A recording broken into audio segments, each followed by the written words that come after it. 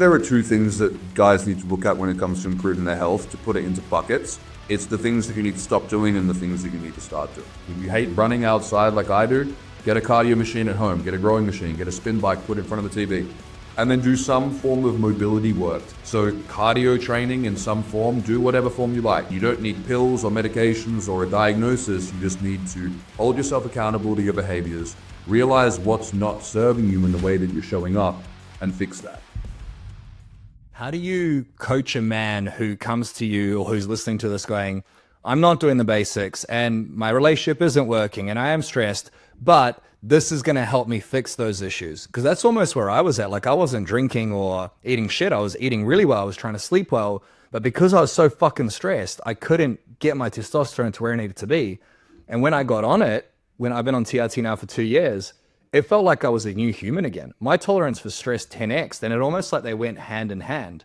But there are a lot of men out there who aren't doing the right thing. So before we go into who should get on TRT, I'd love for you to break down in a bit more detail, what are the basics? You talked about sleep, nutrition, etc. Like, if you start your day and finish your day, what does a great day look like in terms of movement, nature, sleep, hydration, food? I know it's a loaded question, but if you could just give a summary of what a guy should be focusing on before he does his blood work, what would you say there? What would be like the summary of a perfect day, or what to do before getting on something like this?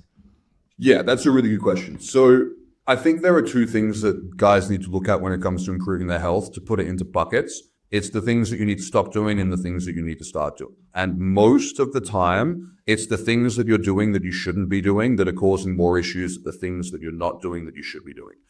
In my experience, and I have a whole 1 hour lecture which breaks this down, which is Your Brain on Testosterone and the War on Masculinity Part 2. I make the case that not everyone, some people genuinely don't know how to exercise, how to eat properly, and that's cool. That's something they need to learn. But in my experience, most people know exactly what they're doing they shouldn't be doing, and they know exactly what they're not doing that they should be doing. You just got to fix that. Just go, hey, you're not getting away with this. You might not understand how that's causing you not to get away with it, but you're not. Keep your word to yourself, hold yourself accountable, and fix your shit. But the main things that guys need to take out is the drugs, alcohol, and junk food. They're the big ones, massively. And then the things that guys aren't doing enough of, generally it's movement, especially post-COVID, where more people are working from home. They're getting less of that, walking from the car to the office and the office to the car and the office to the lunch spot and so forth. They're getting less, additional movement throughout the day. That's a big one. And then, not sleeping and recovering properly. In this space, a lot of guys are massively overdoing the stimulants. They've still got stimulants circulating in their body, the pre-workout, the coffee when they're trying to go to bed. They're not getting proper sleep cycles, and then this creates this vicious cycle. So if we're going to look at like perfect day from start to finish, I encourage guys not to get too neurotic with this, because then you can just create more anxiety. But some guys need routine. Some guys need to become more relaxed and flow with life a bit more. You kind of got to look at, well, which one am I lacking, and look at that. So I think the stuff that people should be prioritizing is getting outside, natural sun exposure, very, very important, especially if you work behind a screen all day. Ideally, getting outside in different points of the day to align your circadian rhythm properly. So getting different spectrums of sunlight in your eyes, on your skin. You're trying to get as much sunlight as you can without burning. And then if you live in a country like I do, where it gets very dark in the winter, get as much sunlight as you can in the summer months. The next thing is movement. Guys are not moving enough. If you go and thrash your body for an hour 3 or 4 times a week in the gym, you also need to do more exercise than that. You can't just be sedentary outside of that. So going on walks every day, 10,000 steps is a great thing to aim for. I know it's a cliche, but it's a good cliche to aim for. And then some form of cardiovascular exercise. Cardio is not just a calories in, calories out tool. It's a really important tool for releasing endorphins, upregulating what's called the endocannabinoid system, which is an anti-inflammatory, antioxidant system in the body, but also supporting the health of your heart. So cardio training in some form, do whatever form you like. If you hate running outside like I do, get a cardio machine at home, get a rowing machine, get a spin bike, put it in front of the TV. and then do some form of mobility work, taking your body through a healthy, full range of motion, ideally every day, especially if you're sitting on your ass all day. Because over time, if you don't do that and you're going and doing the heavy deadlifts and the heavy squats and the heavy bench press, you will slip a disc, you will create an injury, you will do something that will set you back so far beyond the time you would have wasted for doing that mobility work you neglected. So movement, good nutrition, clean nutrition, getting outside, mobility work, and then avoiding the toxins.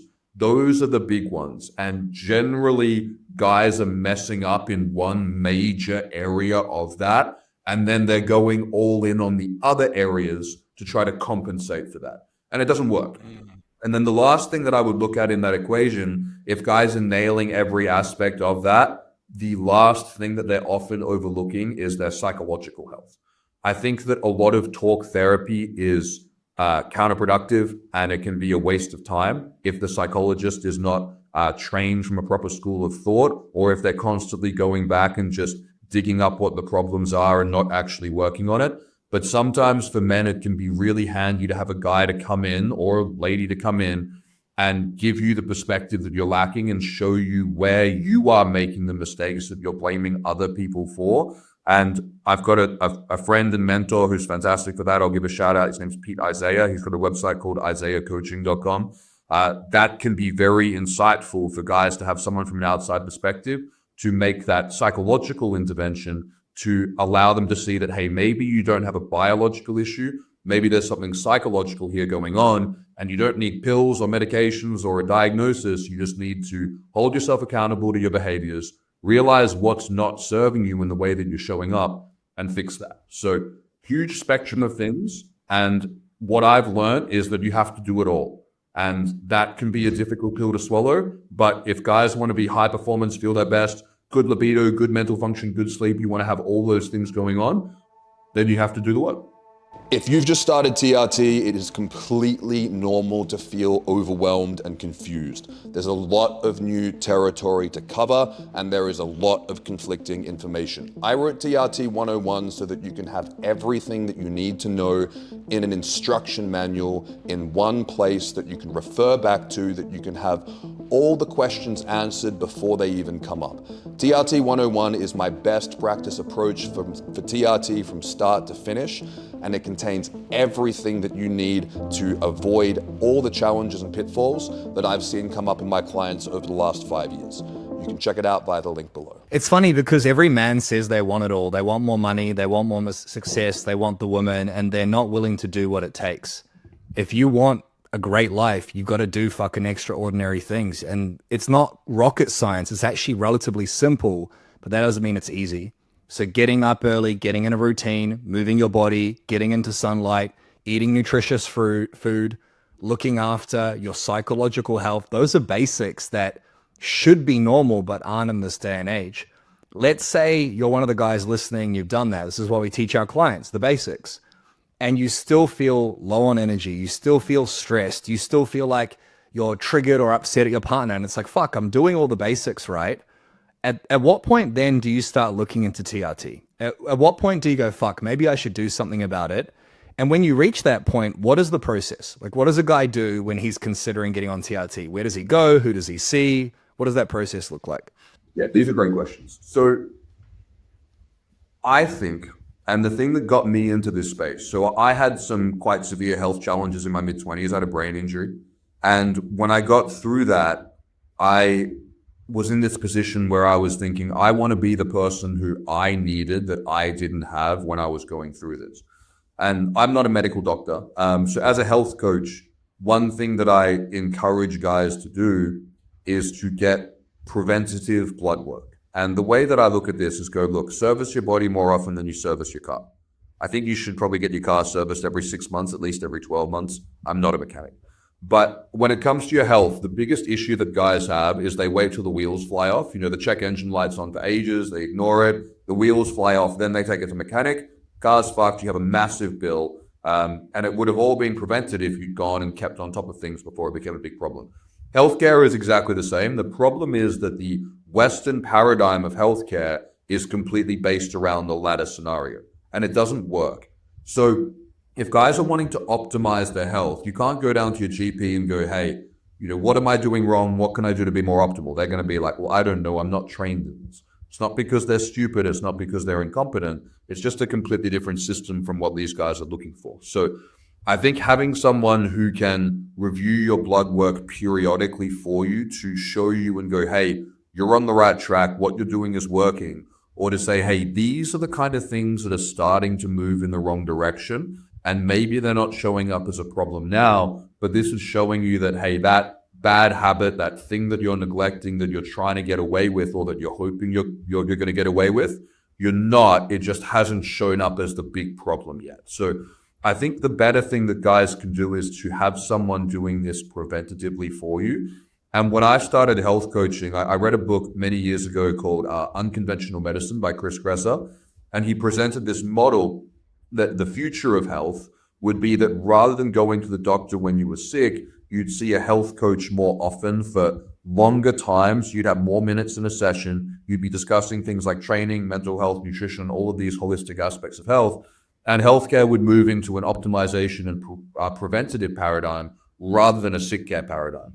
And we've seen that happen, particularly in the US in the last couple of years. When I started doing this and I said I was health coaching, people were like, what's that? You just made that up. Whereas now, I train and coach health coaches every week, working with different clinics all over the world. So it's becoming a thing. And it's becoming a thing, my undergrad's in marketing because there's demand. And when there's demand in the market, there comes supply.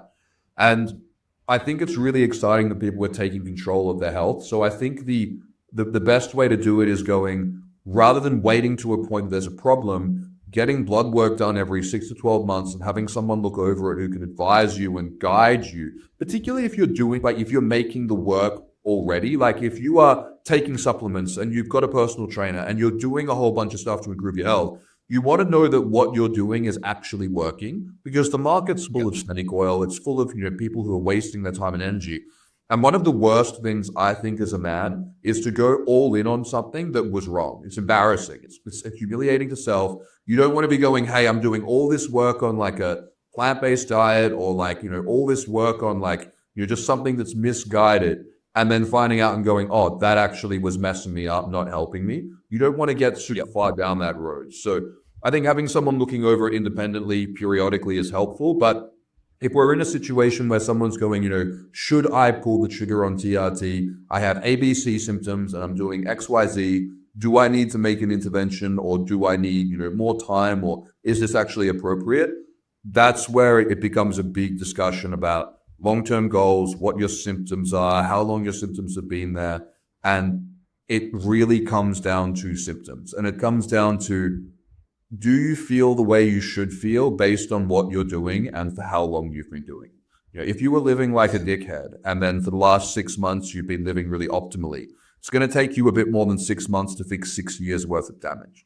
But if you've been doing everything right for a long time, if you're living like an 8 out of 10 or a 9 out of 10 and you feel like a 3 out of 10, that's where there can be a disconnect. And that's where the situation can be what's called intractable, meaning it can't be resolved. And that's the point that we want to intervene with hormone replacement therapy, not earlier. So I think the best thing that guys can do when they're in doubt is go have a discussion, ideally have blood work done periodically. So we're looking at multiple points in time and multiple data points, and look into everything. Testosterone's sexy, it's cool. Every guy wants more testosterone, but if you've got liver disease, if you've got a thyroid issue, if you've got something going on where there's another thing in your biology that's compromising this system or causing the same symptoms, you need to fix that. It's kind of like, going to the mechanic and upgrading the engine isn't going to solve every problem with your car. Supercharging it may sound cool, but that might not be the thing that you need. And actually, if there's a problem somewhere else with the car, supercharging it could make it worse. So third-party guidance, ideally preventatively, is going to be the way to go. You have to understand is that testosterone does not, by default, make you a masculine man. It facilitates you becoming that man, but it will not do that work for you. How does testosterone impact how you feel, and how are those mechanisms occurring in the brain?